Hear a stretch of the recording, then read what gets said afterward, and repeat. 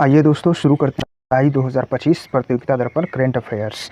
पहला है विश्व प्रेस स्वतंत्रता सूचकांक। विश्व प्रेस स्वतंत्रता सूचकांक 2025 जारी हो गया है। किसने जारी किया है? तो रिपोर्टर्स विथआउट बॉर्डर्स। विश्व प्रेस स्वतंत्रता सूचकांक किसके द्वारा जारी होता है? रिपोर्टर्स विथआउट बॉर्डर्स द्वारा जारी होता है। इस बार भारत का स्थान है 151वां स्थान है। 180 देशों में भारत का 151वां स्थान है। भारत को अंक मिला है 32.96 अंक मिला है। 32.96 आने की 33 अंक मिला है भारत को।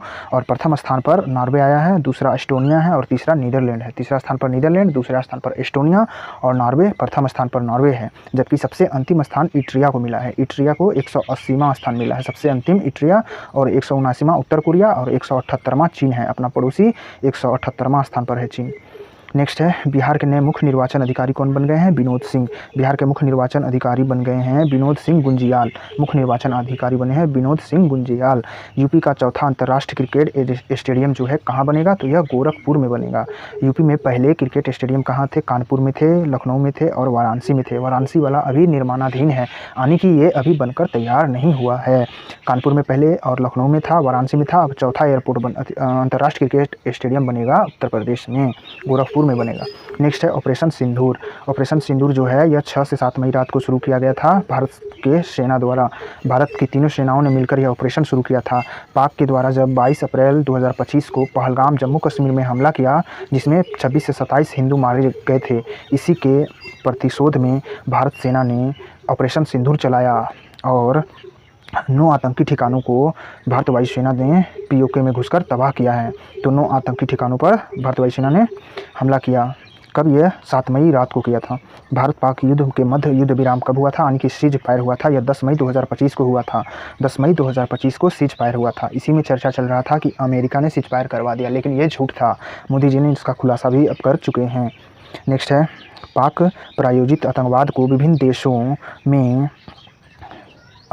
अवगत कराने के लिए मोदी सरकार ने, भारत सरकार ने कितना संसद? 58 संसद और 7 प्रतिनिधि मंडल का नियुक्त कर 32 देशों में भेजा है। तो भारत ने पाकिस्तान आयोजित आतंकवाद को दुनिया में दिखाने के लिए, खुलासा करने के लिए, बताने के लिए 7 प्रतिनिधि मंडल कितने देशों में भेजा? तो 32 देशों में भेजा है, जिसमें 58 सांसद थे। और इसमें जो बचा, ये जो साल वाइज का जो आएगा, ईयर वाइज जो करंट अफेयर्स आएगा यूनिटेरिया का या किसी का, तो उसमें अच्छा से पढ़ लेना है। यहाँ जो इम्पोर्टेंट थे उसको लिख दिया गया है। नेक्स्ट है इसरो का 101वां मिशन। इसरो का 101वां मिशन यानी कि EOS 09 उपग्रह था 101वां मिशन। इसे कब छोड़ा गया? तो इसे छोड़ा गया है PSLV C61 के द्वारा। PSLV C61 के द्वारा, PSLV C61 के द्वारा छोड़ा गया है। और यह PSLV की 63वां उड़ान था इसरो का 101वां मिशन। यह क्या है? तो पृथ्वी अवलोकन उपग्रह है। अर्थ, ये EOS 09 है, इसे बोला जाता है अर्थ ऑब्जर्वेशन सैटेलाइट। परिणाम इसका क्या रहा? ये असफल हो गया। 101वां मिशन जो था इसरो का असफल हो गया। जबकि इसरो का 100वां मिशन कौन था? तो ये NVS 02 था, जिसे GSLV F-15 के द्वारा छोड़ा गया था। NVS G2 को नाविक श्रेणी का उपग्रह कहा जाता है। इसे नाविक श्रेणी का है, जिसे GSLV F-15 के द्वारा छोड़ा गया था। 100वां मिशन को GSLV F-15 से, जबकि 101वां मिशन को PSLV 61 से छोड़ा गया था, जो PSLV का 63वां उड़ान था। नेक्स्ट है INSV कौंडिन्य। INSV कौंडिन्य क्या है? तो यह 5वीं पीढ़ी का नौसैनिक जहाज़ है। तो कौंडिन्य क्या है? ये 5वीं पीढ़ी का नौसैनिक जहाज़ है। यह शामिल हो गया है, केरल के कारवार में इसे शामिल किया गया। कौंडिन्य एक महान नाविक थे जो हिंद महासागर को पार करके दक्षिण पूर्वी एशिया की यात्रा पर गए थे। दक्षिण पूर्वी एशिया की यात्रा पर कौंडिन्य गए थे। उन्हीं के नाम पर 5वीं पीढ़ी का नौसैनिक जहाज़ बनाया गया। इसे केरल के कारवार में शामिल किया गया है। नेक्स्ट है अमृत भारत स्टेशन योजना। अमृत भारत स्टेशन योजना जो है 2021 में शुरू किया गया था। अमृत भारत स्टेशन योजना 2021 में शुरू किया गया था। हाल ही में 18 राज्यों के जो है पुनर्विकसित 103 स्टेशनों का प्रधानमंत्री मोदी ने उद्घाटन किया है। यानी कि अब तक लगभग बहुत से स्टेशनों का पुनर्विकसित किया जा चुका है, यानी कि पुनर्विकास किया जा चुका है। भारत के महत्वपूर्ण रेलवे स्टेशनों का आधुनिक एवं उच्च स्तरीय रूप से पुनर्विकसित करने का इसके उद्देश्य से इसे शुरू किया गया था। अमृत भारत स्टेशन योजना को 2021 में शुरू किया गया था। जितने भी महत्वपूर्ण रेलवे स्टेशन हैं उन्हें पुनर्विकसित करने के लिए शुरू किया गया था। ऑस्ट्रेलिया के नए PM कौन बने हैं? एंथनी एल्बनीज़ बने हैं। ये किस पार्टी से संबंधित है? तो लेबर पार्टी से। एंथनी एल्बनीज़ कहाँ के प्रधानमंत्री बने? ऑस्ट्रेलिया के, लेबर पार्टी से संबंधित हैं। जबकि मार्क कार्नी कनाडा के नए प्रधानमंत्री बने हैं। मार्क कार्नी कनाडा के नए प्रधानमंत्री बने। त्रिनाड व टोबैगो के नए प्रधानमंत्री बने हैं कमला प्रसाद विशेषर। कमला प्रसाद विशेषर कहाँ के प्रधानमंत्री? तो त्रिनाद व टोबैगो के प्रधानमंत्री बने हैं। और इसमें एक इम्पोर्टेंट हो सकता है, ये त्रिनाड और टोबैगो का राजधानी कहाँ है, इसे सर्च करके देख लीजिए। नेक्स्ट है अंगोला के राष्ट्रपति का भारत यात्रा हुआ है। अंगोला के राष्ट्रपति का भारत यात्रा हुआ है, जबकि वहाँ के राष्ट्रपति हैं जोआओ मैनुअल गोंकाल्वेस लोरंको। तो अंगोला के राष्ट्रपति कौन है? Joao Manuel Goncalves Lourenco. नाम भी ऐसा है ना यार, इतना लंबा चौड़ा कि क्या बोलें, बस रटते चलिए, आएगा ऑप्शन में तो छांट लीजिएगा।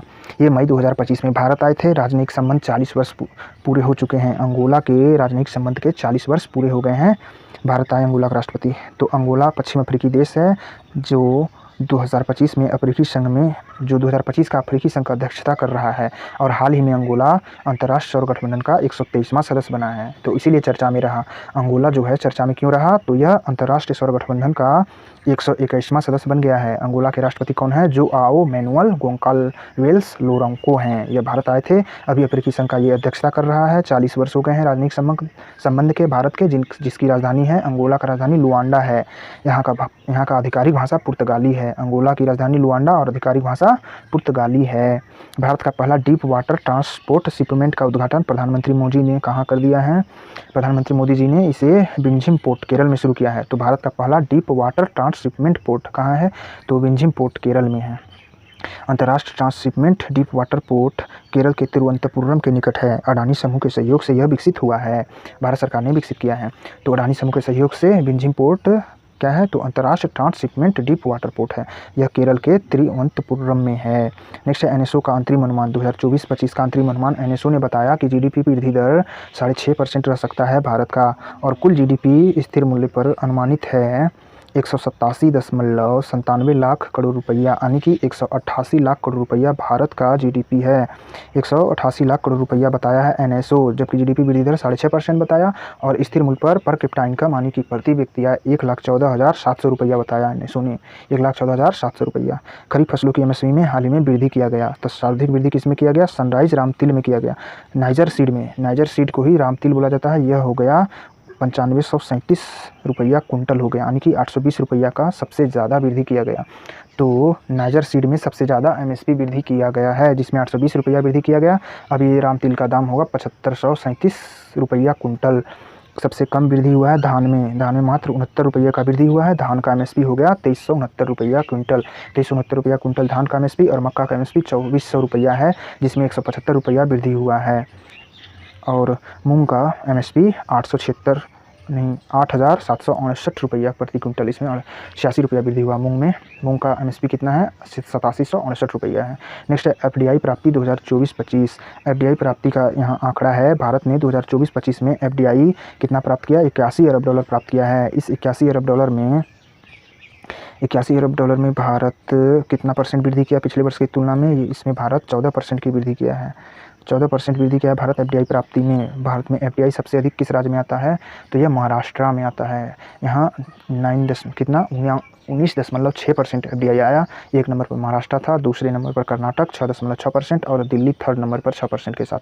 तो सबसे अधिक भारत में एफडीआई कहाँ से आता है? सिंगापुर से 30%, मॉरिशस से 17% और यूएसए से 11% आता है। ये 2025 मई माह का लेटेस्ट आंकड़ा है। इसमें बताया गया कि भारत 2024-25 में एफडीआई कहाँ से सबसे अधिक प्राप्त करता है? तो सिंगापुर से करता है 30%, मॉरिशस से दूसरा स्थान पर 17% और अमेरिका से 11% तीसरा स्थान पर। जबकि राज्यों में सबसे अधिक एफडीआई प्राप्त करता है महाराष्ट्र करता है 19.6%, कर्नाटक दूसरा स्थान पर और दिल्ली तीसरा स्थान पर। और कितना वृद्धि हुआ एफडीआई में? 14% वृद्धि हुआ है। 2024-25 में 81 अरब डॉलर एफडीआई प्राप्ति किया भारत ने। नेक्स्ट है नमूना पंजीकरण प्रणाली का आंकड़ा आया है, स्वास्थ्य संबंधी ये आंकड़ा है। इसमें बताया गया है नमूना पंजीकरण प्रणाली के द्वारा कि भारत के में जन्म के समय जीवन प्रत्याशा बढ़कर कितना हो गया है? यह जीवन प्रत्याशा बढ़कर 69.8 वर्ष हो चुका है। 69.8 वर्ष भारत का जीवन प्रत्याशा हो गया है। यह 17 से 21 के बीच का आंकड़ा है, जिसमें बताया गया है कि भारत का जीवन प्रत्याशा 69.8 वर्ष हो गया है, जिसमें मेल का जीवन प्रत्याशा 68 वर्ष और फीमेल का ज़्यादा है 71.5 वर्ष, 71.6 वर्ष। यानी कि फीमेल का जीवन प्रत्याशा ज़्यादा है, ज़्यादा जन्म के समय जीवन प्रत्याशा यानी कि फीमेल ज़्यादा वर्ष तक जिंदा रहती हैं भारत में, 71.5 वर्ष और 68 वर्ष तक मेल का रहता है पुरुष का। जबकि जीवन प्रत्याशा ग्रामीण में है भारत का 68.5 वर्ष और शहरों में है लगभग 73 वर्ष है। शहरी जीवन प्रत्याशा भारत का ज़्यादा है 73 वर्ष और 68.5 वर्ष ग्रामीण जीवन प्रत्याशा है। इसका मतलब ये हुआ कि ग्रामीण में लोग कम समय तक जिंदा रहते हैं। जबकि राज्यों में सबसे अधिक जीवन प्रत्याशा दिल्ली का है, मेल में दिल्ली का है और फीमेल में केरल का है। जीवन प्रत्याशा फीमेल में सबसे अधिक केरल का है और मेल में दिल्ली का है। जबकि छत्तीसगढ़ का मेल और फीमेल यानी कि पुरुष और महिला दोनों का जीवन प्रत्याशा सबसे कम किस राज्य में है, तो छत्तीसगढ़ में है और अधिक दिल्ली में है पुरुषों का और महिला का केरल में।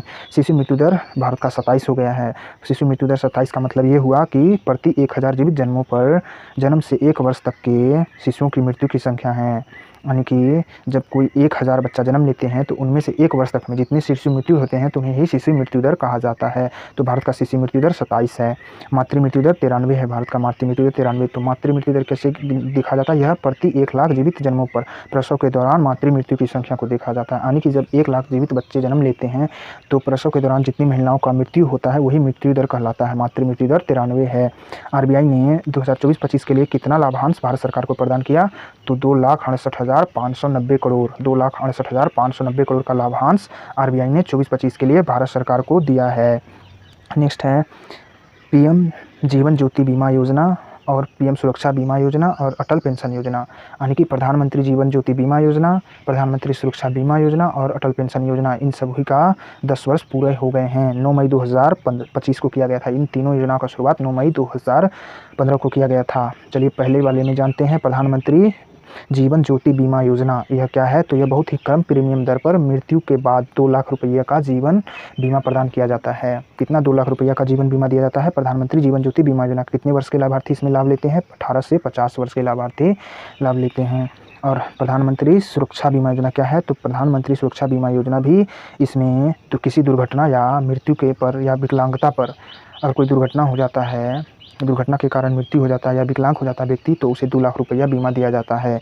यह दिया जाता है 18 से 70 वर्ष की आयु के लोगों को और यह भी 2 रुपया प्रति माह के प्रीमियम पर, यानी कि 2 रुपया प्रति माह आपको लगेगा। इसमें प्रीमियम देना पड़ेगा तब मिलेगा 2 लाख रुपया का ये बीमा मिलेगा।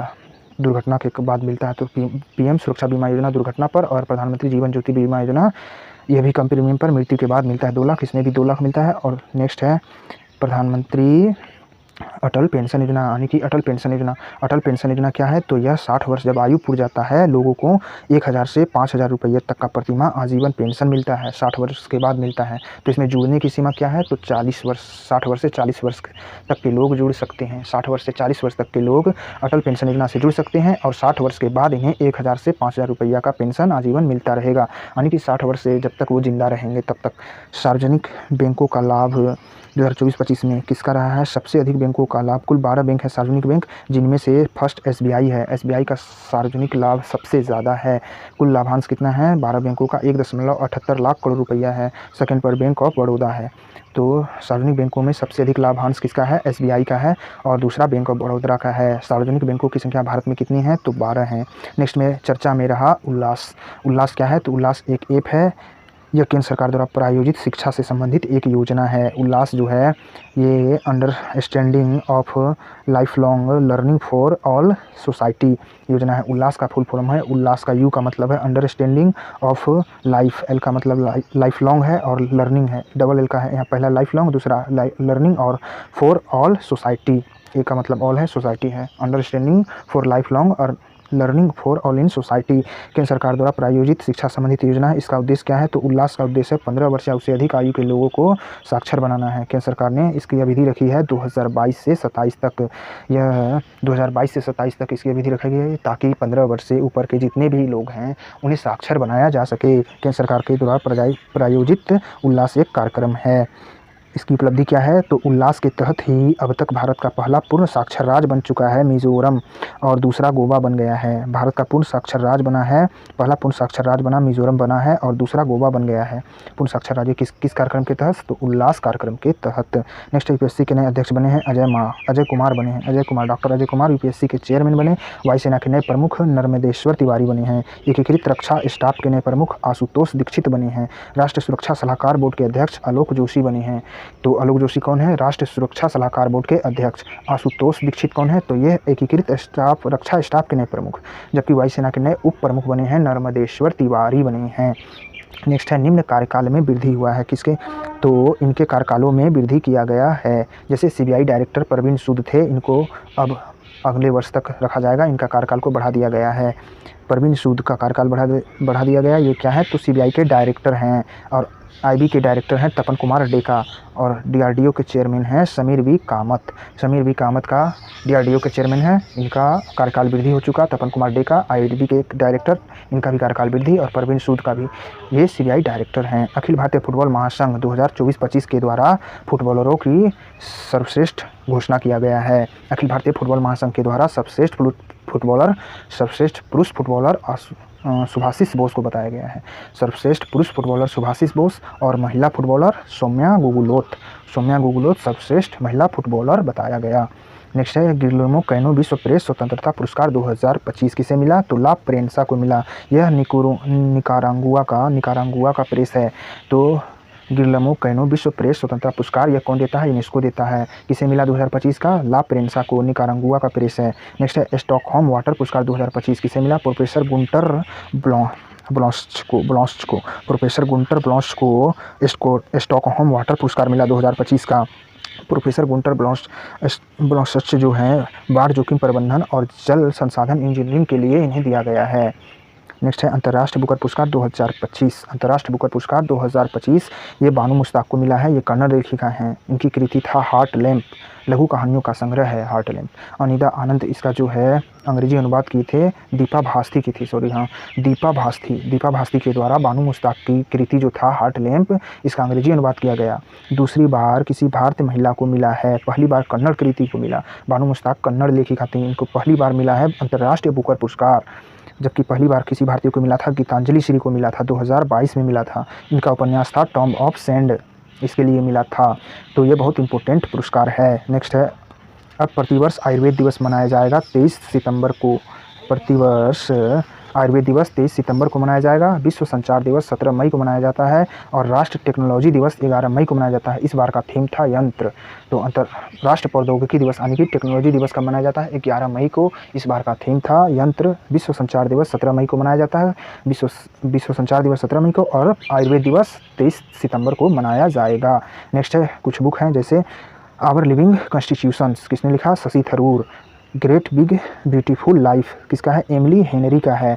Great big beautiful life Emily Henry का, और our living constitution Shashi Tharoor का। ये चर्चा में रहे इसलिए इनका किताब इंपॉर्टेंट हो सकता है। नेक्स्ट है आवर इन्फिनाइट फैट्स। तो आवर इन्फिनाइट फैट्स किसने लिखा है, लॉरा स्टीवन लिखी हैं। नेक्स्ट है in pursuit of democracy, Najma Heptulla द्वारा लिखा गया, in pursuit of democracy. Next है प्रमुख निधन, जैसे एम.आर. श्रीनिवासन का निधन हो गया। ये कौन थे, तो प्रसिद्ध वैज्ञानिक थे। ये भारत का पहला परमाणु रिएक्टर अप्सरा जो है उसके निर्माता में यानी कि उसके निर्माण में महत्वपूर्ण भूमिका निभाए थे। भारत का पहला परमाणु रिएक्टर अप्सरा के निर्माण में महत्वपूर्ण भूमिका एम.आर. श्रीनिवासन ने निभाए थे, इसलिए परमाणु वैज्ञानिक थे। इनका निधन हो गया है। 1987 में परमाणु ऊर्जा आयोग के ये चेयरमैन भी बने थे और बाद में सचिव भी बने थे। 1987 के परमाणु ऊर्जा आयोग के चेयरमैन भी बने थे और सचिव भी बने थे डॉक्टर एम.आर. श्रीनिवासन, जिनका निधन हो गया। फिर अगला निधन है डॉक्टर जयंत विष्णु नर्लिकर। ये खगोल वैज्ञानिक थे। इन्होंने गुरुत्वाकर्षण का होयल नर्लिकर सिद्धांत के विकास में अहम भूमिका निभाया था। तो डॉक्टर जयंत विष्णु नर्लिकर खगोल वैज्ञानिक थे। इन्होंने गुरुत्वाकर्षण के होयल नर्लिकर सिद्धांत के विकास में अहम भूमिका निभाया था। नेक्स्ट है rising north east investor summit 2025 कहाँ हुआ, rising north east investor summit 2025 नई दिल्ली में हुआ। World audio visual and entertainment summit कहाँ हुआ, 2025 ये बम्बई में हुआ है। World audio visual and entertainment summit 2025 Bombay में हुआ। इसका थीम था कनेक्टिंग क्रिएटर्स कनेक्टिंग कंट्रीज़। तो कनेक्टिंग क्रिएटर्स कनेक्टिंग कंट्रीज़ किसका शीर्षक था, तो world audio visual entertainment summit जो बम्बई में हुआ। अहिल्याबाई होलकर की 300वीं जयंती पर प्रधानमंत्री मोदी जी ने स्मारक सिक्का कितने रुपये का जारी किया, तो 300 रुपये का स्मारक सिक्का, क्योंकि अहिल्याबाई होलकर का 300वीं जयंती था। इनसे संबंधित टॉपिक को सर्च करके पढ़ लेना है, हो सकता है पूछा जाए। नेक्स्ट है कामी रीता शेरपा नेपाली पर्वतारोही अपनी ही रिकॉर्ड तोड़ रही हैं। ये 31वीं बार एवरेस्ट पर चढ़ाई कर ली हैं। तो कामी रीता शेरपा नेपाली पर्वतारोही 31वीं बार एवरेस्ट चोटी पर चढ़ाई कर दी हैं। नेक्स्ट है, किस देश ने विश्व का पहला व्यावसायिक पैमाने का ई-मेथेनॉल संयंत्र शुरू किया है? तो डेनमार्क ने विश्व का पहला व्यावसायिक पैमाने का ई-मेथेनॉल संयंत्र शुरू किया है। हाल ही में यही देश था पहला, पिछले बार के मंथ में पढ़ रहे थे, जिन्होंने ये क्या किया है, तो पोस्ट ऑफिस सिस्टम को खत्म कर दिया है, यही डेनमार्क। एआई आधारित वन निगरानी प्रणाली शुरू करने वाला भारत का पहला राज्य कौन बना है? एमपी बना है। तो एमपी क्या किया है? वन निगरानी प्रणाली को एआई आधारित बना दिया है। नेक्स्ट है, वनों पर यूएन फोरम का 20वां सत्र कहाँ हुआ? तो न्यूयॉर्क में हुआ है। वनों पर यूएन का 20वां फोरम कहाँ हुआ? 20वां सत्र ये न्यूयॉर्क में हुआ है, अमेरिका के न्यूयॉर्क में।